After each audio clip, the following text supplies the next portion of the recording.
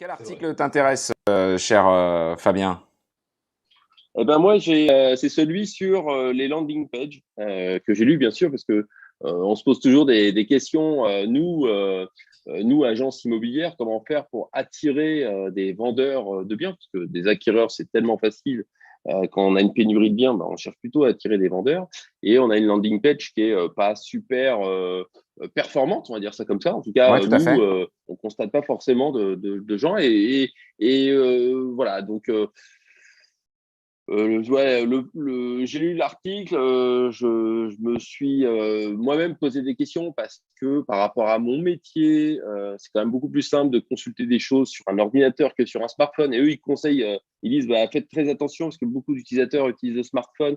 Et quand je regarde mes stats, Google Analytics ou même Microsoft Ads, je vois que ça reste quand même plus de l'ordinateur. Donc voilà, je pense qu'il faut l'adapter au contexte. T'as bien Par raison. contre,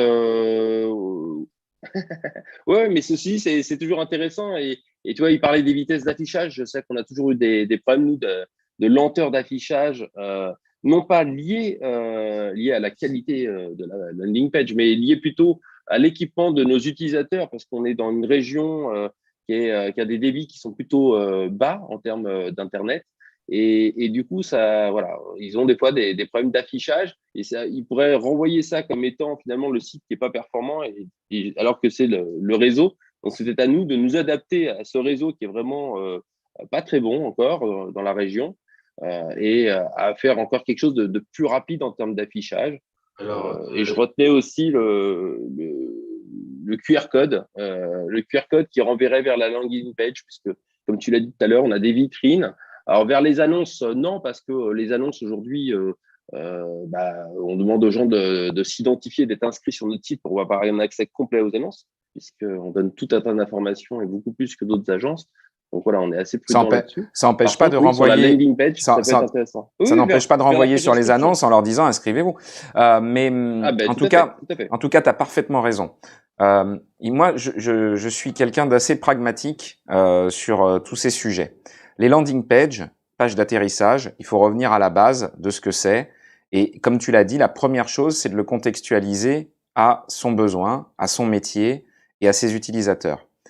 Aujourd'hui, si on écoute tout le monde, c'est mobile first, mobile first, mobile first. Mais il y a des activités où non, c'est toujours pas mobile first parce que ce sont des personnes, parce que en fonction de l'âge, elles vont plus utiliser les ordinateurs, ou parce que effectivement, dans le cadre de l'activité, comme consulter une annonce pour acheter un bien, on préfère quand même regarder ça sur un ordinateur pour avoir les photos en grand, pour voilà.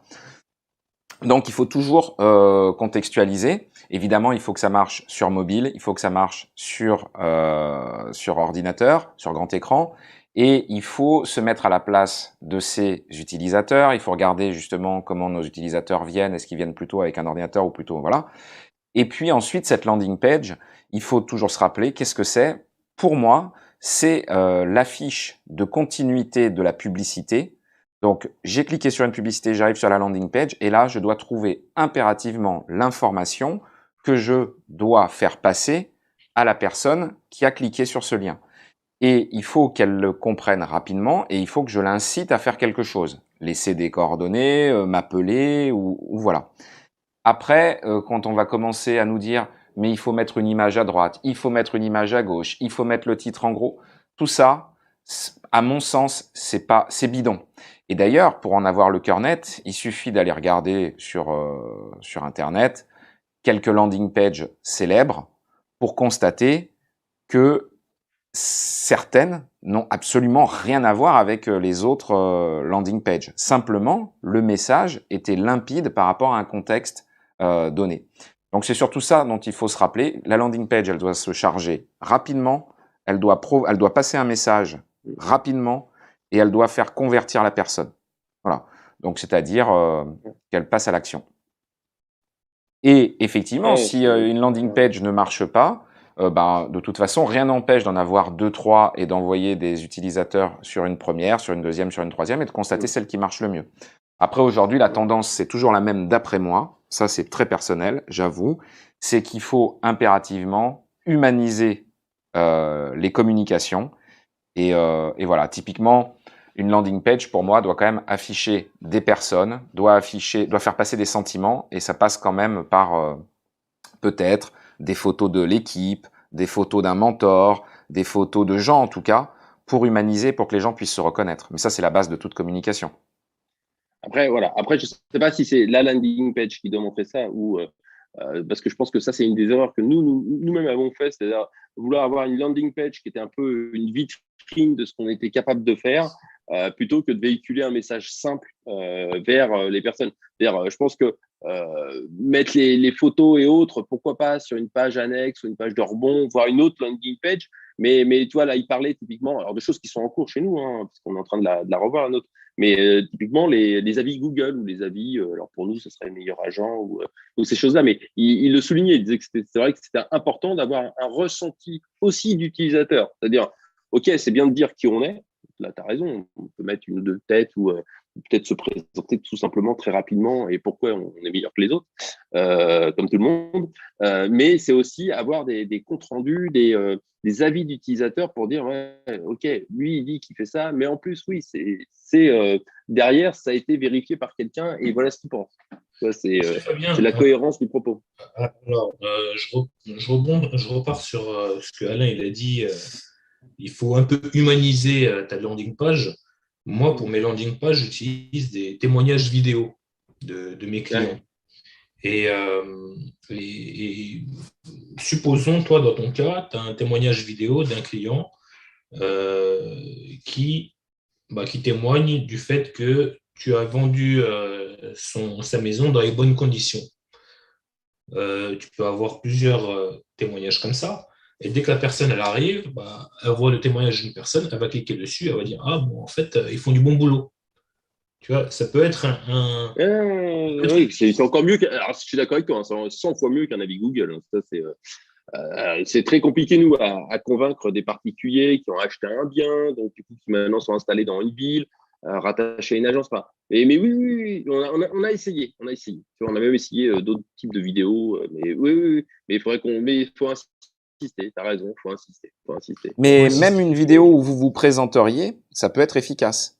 Encore une fois, quand tu vois quelqu'un et que tu peux le voir parler, ça change tout. Ça change. Moi, je le dis, hein, allez-y à fond sur les vidéos et mettez-vous en avant. Montez sur scène. Pas que dans les directs de l'émission. Okay. Non, il a raison, Alain. C'est les témoignages vidéo ou alors se présenter en vidéo, il n'y a pas mieux. Ça interpelle beaucoup plus les gens.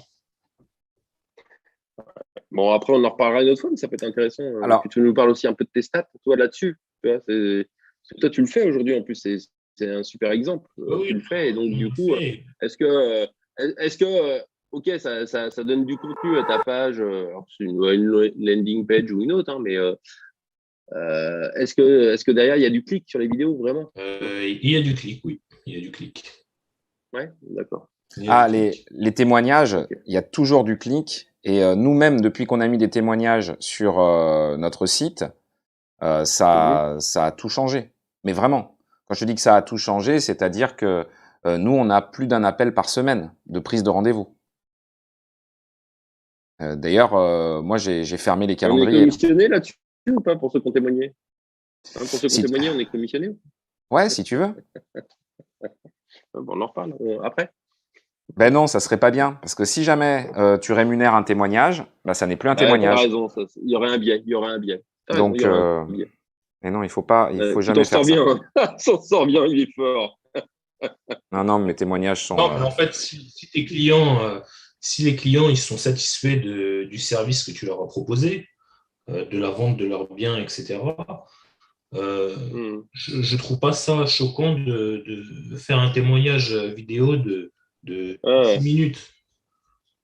C'est. Non, mais quand tu es content du service, encore tu le fais je suis tombé sur volontiers. un avis Google je suis tombé sur l'avis Google de quelqu'un d'une de nos agences qui a mis 20 lignes de texte. Je me dis, mais le temps qu'a passé la personne pour ces 20 lignes de texte sur un avis Google où d'habitude tu as 2 phrases, je me suis dit, waouh, ça fait plaisir à lire. Mais après, moi, ce que je ne comprends pas, c'est pourquoi tout le monde a autant peur que ça de demander est-ce que vous accepteriez de faire un Non, témoignage et de le faire comme nous pas on l'a qu'on a fait, peur. c'est-à-dire en Zoom. Ouais, ouais. Tu le fais en Zoom, donc la Ouais. personne, C'est- parce que si tu demandes à quelqu'un de s'enregistrer tout seul, déjà il le fera pas. Par contre, si tu lui dis je t'appelle et je vous pose 5 questions, merci de répondre, voilà, ça va nous aider, c'est rapide, comme on l'a fait avec vous, comme Alex, en tout cas comme Baris Stratégie le fait, c'est pas très compliqué. Et par Non, contre, non, mais effectivement, nous. c'est juste génial. Voilà, mais Ouais, il non, mais faut, quand enfin, quelque chose est bien, je suis convaincu. Après, quand quelque chose est bien et c'est quand un comparti. service est bien, Donc, il faut le dire. Voilà. Et il faut vraiment le dire. ouais. Ils le disent, mais il faut que ça se sache. Ça, Bah, après, Mais pour que ça se sache, c'est facile parce que du coup, voilà, à partir du moment où tu as un enregistrement comme ça, tu peux en faire la promotion et il n'y a pas de souci, donc tout le monde le saura. oui, oui, bah, après, on pourra le mettre sur TikTok, vu qu'en plus, ils allongent les durées des vidéos. C'est vrai, c'est vrai, c'est vrai. Tu vois. Ouais.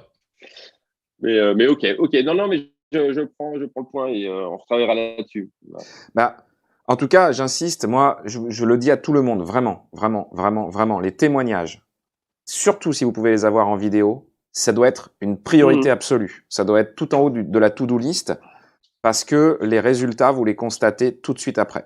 Mais c'est tellement violent qu'on se demande pourquoi on l'a pas fait avant. Voilà. Bah, nous, Donc, on a commencé grosso modo les témoignages il y a environ, peut-être, bon, il y a environ 1 an. Et c'est vrai que ça, on est passé dans une autre galaxie. On a fait du x3, voire entre x3 et x5 grâce aux témoignages en termes de prise de conversion. C'est juste énorme. Les témoignages, c'est ce qu'il y a de plus important. C'est vrai que, enfin, tu vois, c'est pour avoir discuté encore récemment avec des acquéreurs, alors, ils ont signé, mais c'est pas encore vente définitive, mais enfin, ils comprenaient pourquoi ils payaient des frais d'agence. Enfin, tu vois, le service qu'on assure, alors, je ne vais pas le détailler là, hein, c'est pas le problème, mais c'est vrai que du coup, avoir ces gens-là qui pourraient expliquer à d'autres particuliers pourquoi ils payent des frais d'agence et pourquoi ça les dérange pas au vu du service rendu. Enfin, ouais, mais vous avez raison, ça nous éviterait, nous, déjà, de le réexpliquer à chaque fois. Mais, mais ouais, ok, ça marche. Je prends, messieurs. ok. Très bien. Bah, donc, en tout cas, voilà, les J'espère que témoignages. d'autres le prendront aussi. C'est intéressant, enfin, c'est mon ressenti, mais je pense que ceux qui regarderont aussi, enfin, ça amène à se poser des questions sur sa communication. C'est sûr. Il faut que je travaille la trame d'entretien et tout ça. Mais oui. Ok.